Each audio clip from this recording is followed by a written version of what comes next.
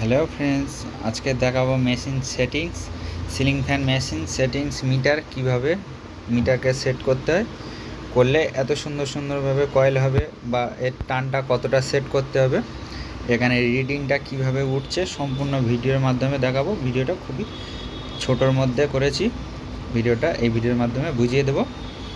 এখানে দেখতে পাচ্ছ, এখানে এটা হচ্ছে রিমুভ, এটা রিমুভ করে দিলাম। আর এটাতে আছে, এটা হচ্ছে সেকেন্ড কয়েলের বটন আছে। এটা দেখো, এটা যখন আমি টিপছি তখন হচ্ছে সবুজ বটন চলে এসছে। তো সবুজ বটন মানে এটা কি হচ্ছে, এটা ফার্স্ট কয়েল হচ্ছে, এটা এইভাবে ফার্স্ট কয়েল হচ্ছে, এইভাবে ফার্স্ট কয়েল হচ্ছে।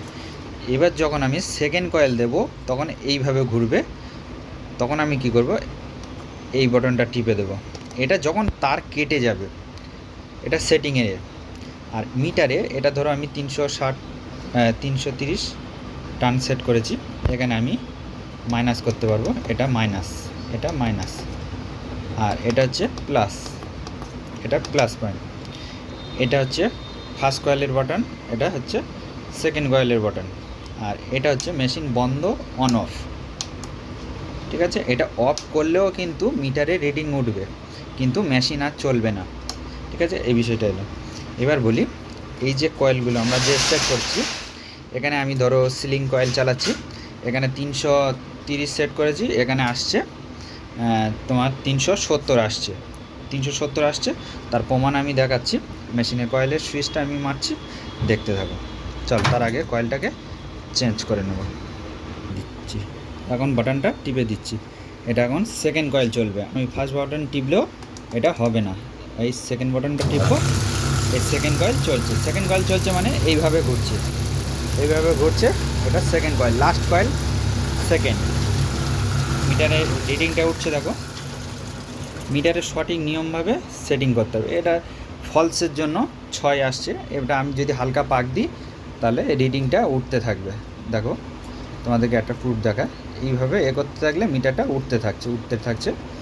তাহলে মিটারটাকে ডিসমিস করে দিলাম, ডিসমিস করে দিলে এটা অটোমেটিক একা 330-এ বন্ধ হবে।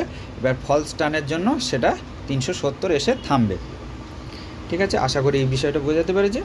এবার তোমরা যখন মেশিনে সেটিং করবে, অবশ্যই আরেকটা জিনিস লক্ষ্য রাখবে, এই যে নিচের এই যে যোগানের সেটিংটা যদি সে ঠিকঠাক করতে পারে, তাহলে এখানে কয়েলের সমস্যা হবে না, একেবারে কয়েলের মধ্যে ঢুকে যাবে। আর এখানে দেখতে পারো একটা প্রবলেম, এখানে একটা প্রবলেম হচ্ছে যে এই যে তারটা বেঁধে গেছে, এইটা কি হয় যে পাতি যখন চট থাকে সেই জন্য করে প্রবলেম হতে থাকে।